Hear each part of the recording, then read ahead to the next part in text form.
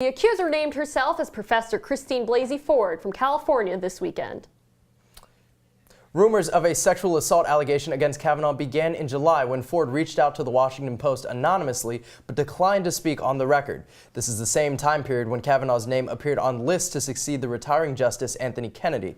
Kavanaugh has continued to deny the allegations and plans to cooperate with investigators. President Trump said he wished Democrats came forward with this allegation earlier, but wants to go through with the process. Other White House staff, such as Kellyanne Conway, echoed his words. She should not be ignored or insulted. She should be heard. But I talked to Senator Lindsey Graham, and he said that that could be done tomorrow so that we can proceed forward.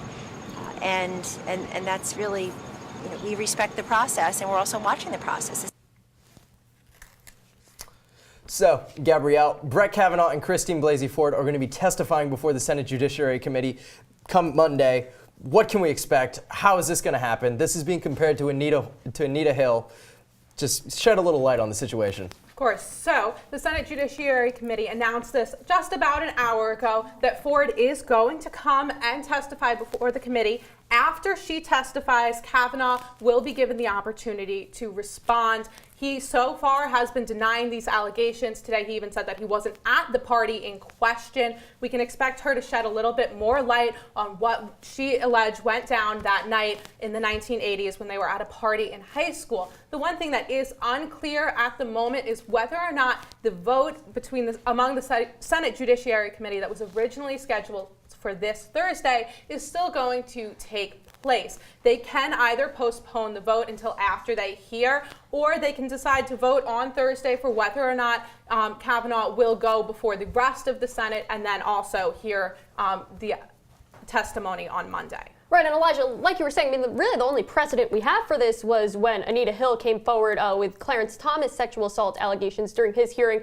How does Ford's situation compare to Anita Hill's? Yeah, there are a lot of similarities. Anita Hill's allegations came to light very close to the same time period, right before there was supposed to be a vote. Now, Hill did testify, but her testimony didn't really derail Thomas's nomination. We know that he was confirmed, and there are some key differences. After she testified, there was kind of this movement for women to run for the Senate. There were a lot more women who ran for the Senate. One of them who actually won their race, Senator Dianne Feinstein, wow, who is a key player in this current So I guess the question that we come back to is why now? This is someone who initially didn't want to have their name out there and talked to the Washington Post anonymously. So what has changed now? Why is Blasey Ford coming forward with these allegations and putting her name behind them?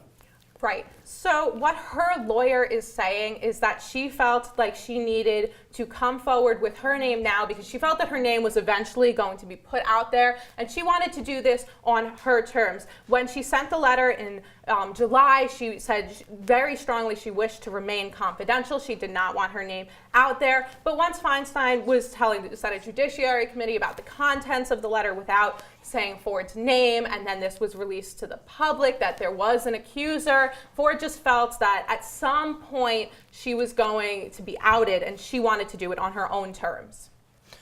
Thank you. This is going to be a really interesting... Certainly Monday's hearing we'll be watching. All right.